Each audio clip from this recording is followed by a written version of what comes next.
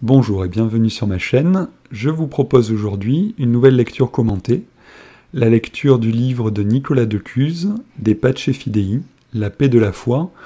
publié en 1453. Alors, j'ai choisi de vous parler de ce livre car il est lié de près à l'un des thèmes que j'étudie, le thème de la Philosophia Perennis, qui est un des thèmes majeurs dans l'histoire des courants ésotériques. Si vous avez en tête la critériologie qu'a élaborée Antoine Fèvre et que j'ai présentée quand j'ai parlé de son que sais-je sur l'ésotérisme, vous devez vous rappeler qu'il y a parmi ces critères 6 critères, dont les 2 derniers sont les correspondances, c'est-à-dire le fait de chercher les points de convergence et de correspondance entre les différentes religions, entre les différents systèmes philosophiques et les religions, entre les diverses mythologies, etc. Et la question de la transmission, de la tradition, des transmissions plus ou moins secrètes, avec des canaux plus ou moins secrets, plus ou moins cachés, de connaissances initiatiques, symboliques, etc. Ces 2 critères sont liés de près à cette question ce thème de la Philosophia Perennis, dont la période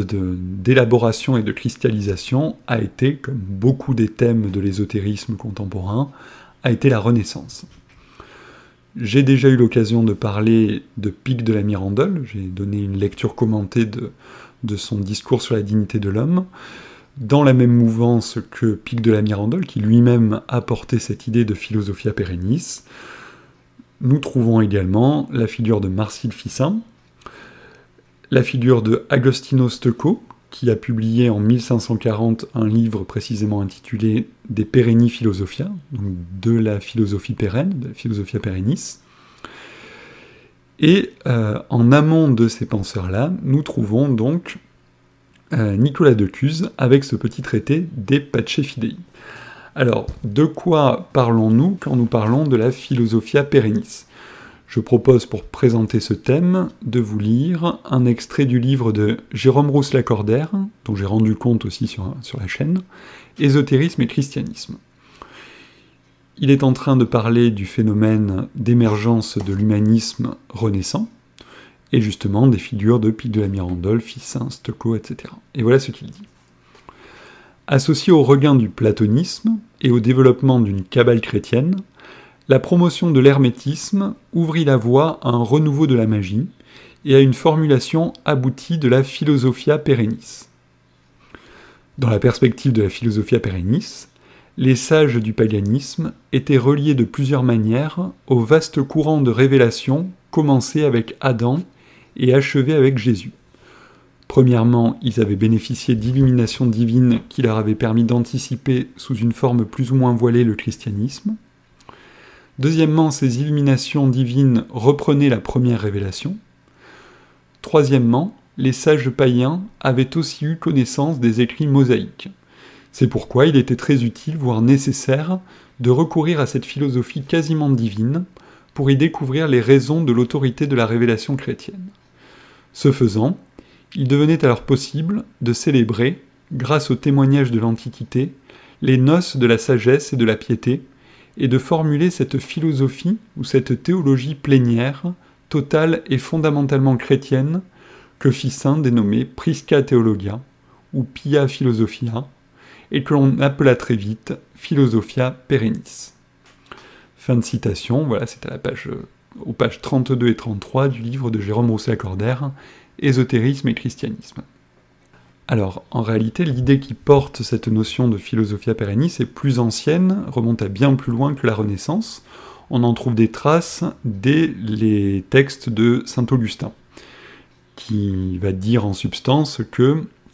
les peuples extérieurs à la révélation biblique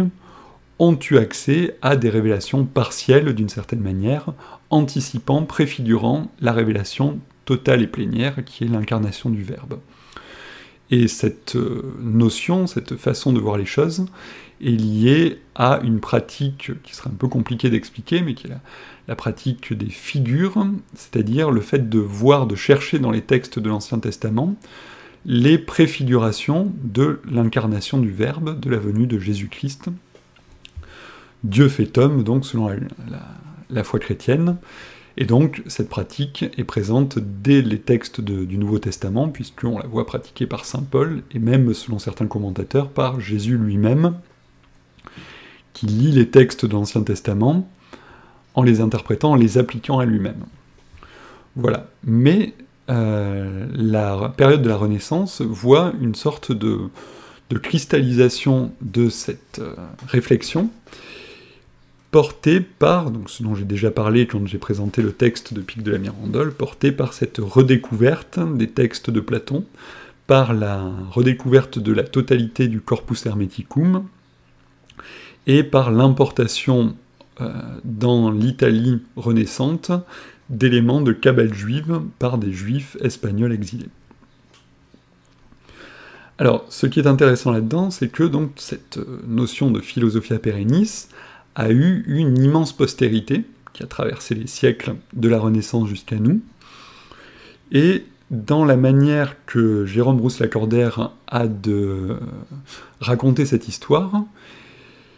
il laisse énormément de trous, et en réalité, je pense que, alors je n'ai pas encore tout lu, et puis peut-être qu'un certain nombre de réflexions ou de travaux m'échappent encore, mais il me semble qu'il n'y a pas encore une histoire écrite de manière totale et satisfaisante, une histoire de cette notion de philosophia perennis et du cheminement de cette idée chez les différents auteurs, et donc notamment chez Jérôme Rousse-Lacordaire, entre Leibniz, qui selon lui va être l'un des grands revivificateurs de cette notion à la période moderne, et Aldous Huxley, qui va être la personne qui va à nouveau la revivifier pour la période contemporaine, eh bien il y a un grand trou, et entre ces deux penseurs, il se produit tout de même un phénomène d'une importance majeure. Vous avez bien vu que dans le petit texte que j'ai lu de Jérôme Rousse-Lacordaire, le projet des théologiens, des humanistes de la Renaissance, est un projet d'apologétique chrétienne. C'est-à-dire qu'il s'agit de se servir de ce travail sur la philosophia perennis pour démontrer de manière plus éclatante encore la vérité de la foi chrétienne et la validité de la foi chrétienne, et permettre une espèce de récapitulation de tout ce qu'il y a de potentiellement chrétien dans les divers systèmes philosophiques et dans les religions exogènes. Or, entre Leibniz et Huxley, il se produit un retournement complet, c'est-à-dire que d'un système qui présente, d'une façon de penser qui présente la foi chrétienne comme le couronnement, la récapitulation de tout ce qui a précédé, nous passons à une vision des choses qui soit va présenter la foi chrétienne à égalité, dans une relation d'équivalence avec les autres religions ou avec d'autres systèmes philosophiques, ou bien, étape suivante, qui va présenter la foi chrétienne comme inférieure aux autres systèmes religieux, aux autres systèmes philosophiques. C'est par exemple ce qu'on va trouver chez Helena Blavatsky, dans la Société théosophique, ou chez René Guénon, qui va présenter le christianisme donc comme une religion amoindrie, car ayant perdu son ésotérisme, et donc incomplète, là où d'autres traditions, comme le taoïsme ou l'hindouisme, seraient des traditions complètes, donc, puisque possédant ésotérisme et exotérisme ensemble. Voilà, donc un retournement de cette idée de philosophia perennis qui se produit,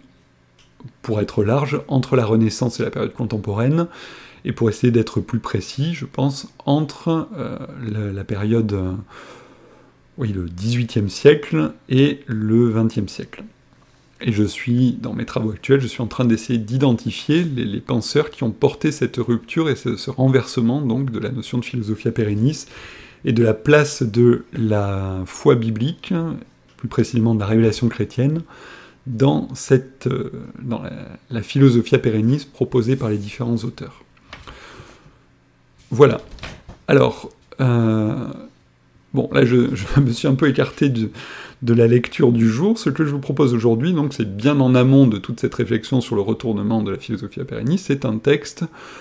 la lecture commentée d'un texte, d'une certaine manière, de la préhistoire de cette notion de philosophia perennis,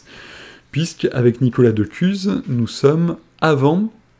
cette grande vague donc des humanistes de la Renaissance, avant Pic, avant Ficin, avant Agostino Stocco. Alors pourquoi j'ai décidé de vous parler de Nicolas de Cuse ? je vous propose de vous lire un petit extrait du Que sais-je, l'ésotérisme d'Antoine Fèvre, pour que vous voyez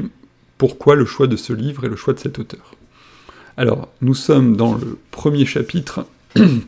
du Que sais-je, sources antiques et médiévales des courants ésotériques modernes.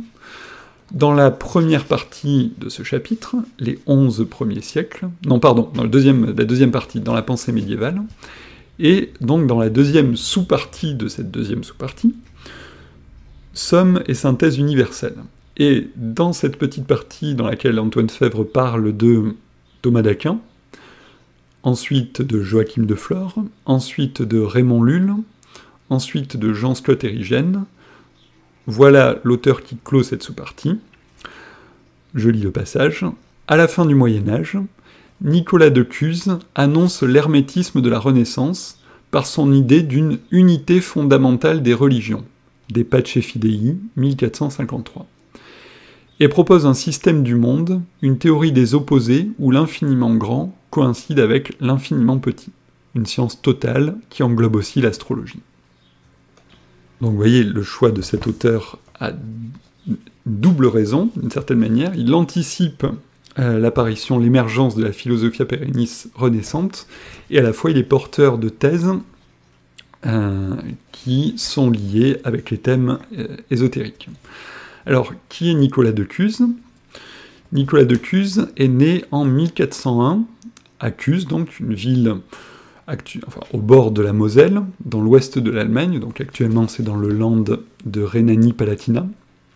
À l'époque c'était dans le Saint-Empire, et il est mort en 1464 à Todi, une petite ville en Italie, dans les États pontificaux. Alors, je fais vraiment une biographie très très succincte, je vous dis simplement que, au cours de ses études, à Cologne notamment, il a étudié avec assiduité l'œuvre de Raymond Lulle, dont il sera un lecteur toute sa vie, et de Albert le Grand, et c'est notamment de Raymond Lulle qu'il tire une partie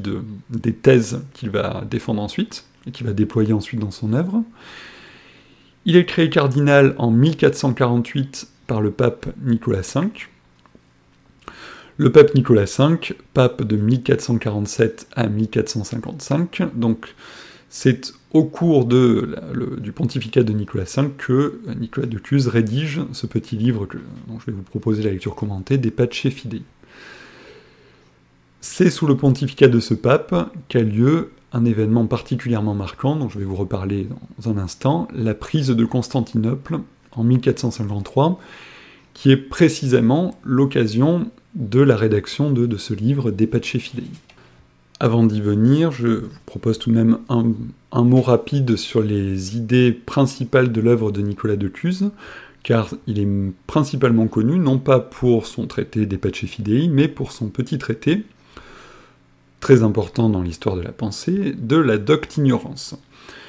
De quoi s'agit-il ? La doctignorance, pour Nicolas de Cuse, alors, s'inscrit déjà dans sa volonté de conciliation, sa volonté de trouver des accords à la fois entre les différentes tendances à l'intérieur du catholicisme, à la fois entre les catholiques et les orientaux,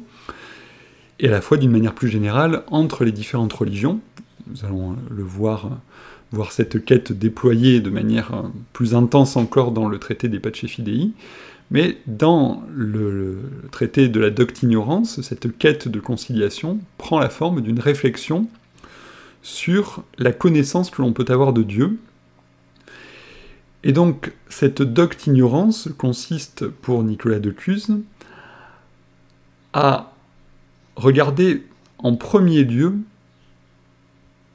ce qui nous échappe en Dieu, ce qui, en Dieu, est inaccessible à la compréhension, à la connaissance de l'homme. L'idée est la suivante, Dieu est au-delà de tout ce que l'homme est capable d'en penser, d'en concevoir, d'en dire. Donc comprendre, l'étymologie de comprendre, c'est prendre en soi, ou prendre à l'intérieur de soi, donc l'idée que Dieu puisse être contenu tout entier dans l'intelligence d'une créature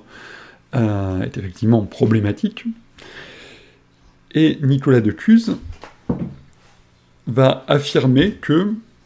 Dieu nous est plus connu par ce que l'on en ignore, par ce que l'on ne parvient pas à en percevoir, que par ce que l'on est capable d'en savoir et d'en dire.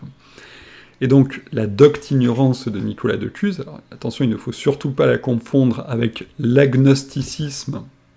de la période contemporaine, tel qu'il va se déployer principalement au XIXe siècle, avec des figures comme Émile Littré. L'agnosticisme contemporain consistait à affirmer que ce qui dépasse le cadre de la raison, et même pour les agnostiques les plus rigides, ce qui dépasse le cadre des perceptions sensibles, est inaccessible à la connaissance, et donc on affirme la non-possibilité de connaissance de ce qui est au-delà des sens ou de la raison.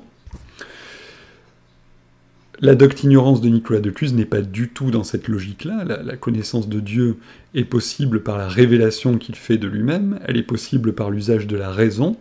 mais elle est limitée par les limites même de la raison et par les limites même de ce que l'être humain est capable de saisir, y compris de ce que Dieu révèle de lui-même. Et donc, il y a des liens d'ailleurs entre cette pensée de Nicolas de Cuse et ce qu'on appelle la théologie apophatique, c'est-à-dire que Dieu est plus connu par ce que l'on en ignore, on a une connaissance plus parfaite de Dieu quand on est conscient de tout ce que l'on ignore de lui, parce que cela rend mieux compte de son immensité et de son infinité. Je vous lis un extrait de la doctignorance.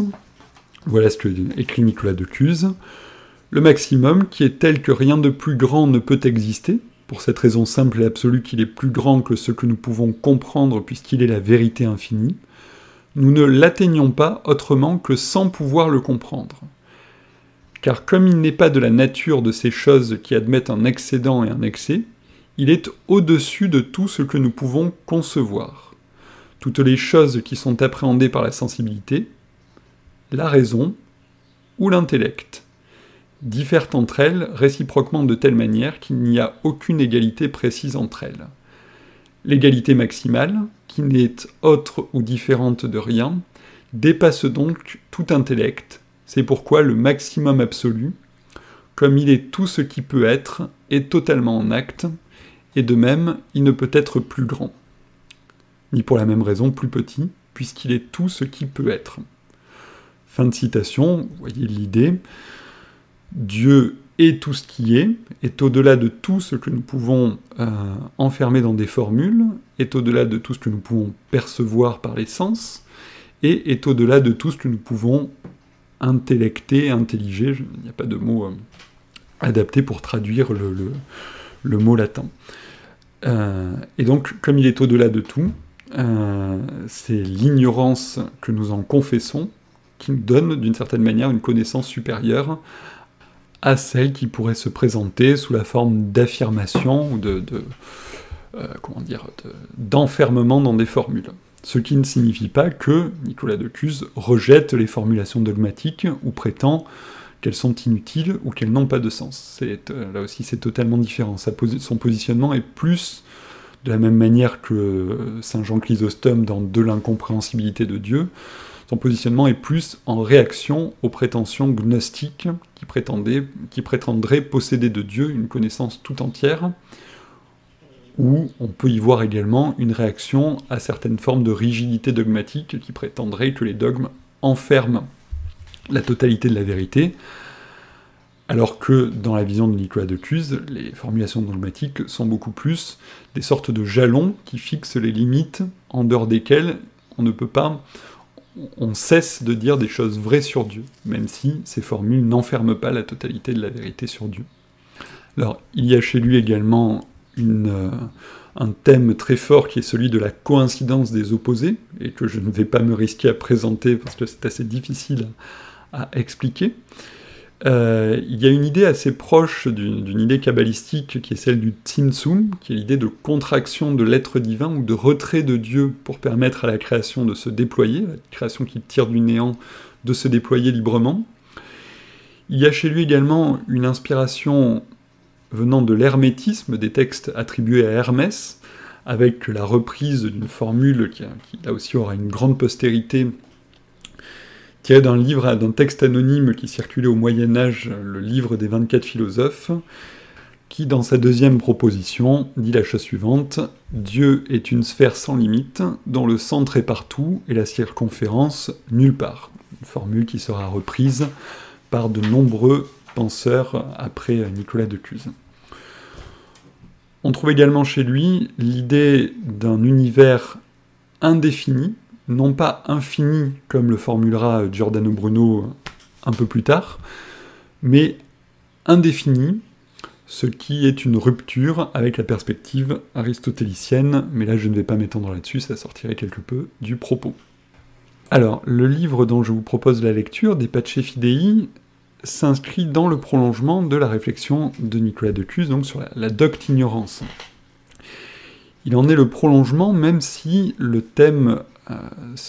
n'est plus directement sur la connaissance de Dieu, mais va porter sur la tentative, la recherche d'un accord entre les différentes tendances dans le christianisme, et plus généralement entre les différentes religions. Pourquoi cette recherche ? Eh bien, la personne, déjà il y a la personnalité de Nicolas de Cuse, qui est un être de conciliation et de recherche d'accord, personne qui a œuvré toute une partie de sa vie à la guérison des schismes, à la guérison des tensions et des divisions dans la chrétienté. Bon, il y a le souvenir d'un schisme très douloureux, le grand schisme d'Occident, qui est tout de même assez frais dans la mémoire des théologiens de l'époque. Il y a cette rupture ancienne, mais toujours douloureuse, entre la chrétienté latine et la chrétienté orientale. Et puis, il y a un événement dont Nicolas de Cuse est le contemporain, un événement dont on ne mesure pas, je pense, la portée et le traumatisme qu'il a pu représenter pour les contemporains, qui est la chute de Constantinople, donc le 29 mai 1453, après un long siège extrêmement âpre et douloureux. La ville de Constantinople, donc, qui était encore le centre de l'Empire romain d'Orient moribond, mais qui possédait encore une aura et un prestige symbolique extrêmement fort, sans parler des églises et des reliques, du prestige religieux lié à la ville de Constantinople. Eh bien, la ville de Constantinople est prise par les troupes, par les Ottomans, et c'est la chute de ce qu'il restait donc de l'Empire romain d'Orient. Les Orientaux avaient tenté d'appeler à l'aide les Occidentaux, les Latins. C'était à cette occasion qu'il y avait eu en 1438 et 1439 les conciles de Ferrare et de Florence, qui avaient été l'occasion pour l'Italie d'accueillir 700 c'est le nombre total de personnes qui étaient venues en délégation, mais parmi eux il y avait de nombreux savants et de théologiens. C'est à cette occasion qu'il y a eu donc en Italie une grande redécouverte des œuvres de Platon, du Corpus Hermeticum, etc. Donc c'est vraiment un événement très important dans l'histoire intellectuelle et religieuse de l'Occident. Et donc ces personnes étaient venues en Italie pour chercher de l'aide, chercher des accords avec la papauté, avec le monde latin, et surtout essayer d'obtenir de l'aide pour se défendre contre la pression et contre les menaces d'invasion des Ottomans. Et donc, malgré ces efforts, et malgré ces appels à l'aide répétés de Constantinople, eh bien l'Empire s'effondre avec la prise de la ville, donc en 1453. Et donc, comme vous allez le voir dès la première page du livre, cet effort intellectuel de Nicolas de Cuse s'inscrit dans ce contexte-là, et se présente donc comme une tentative de réponse, comme une tentative de conciliation, non plus seulement entre les chrétiens, mais plus généralement entre les diverses religions. Et donc, comme à mon habitude, donc je lirai le livre et je proposerai de temps en temps quelques commentaires sur le texte.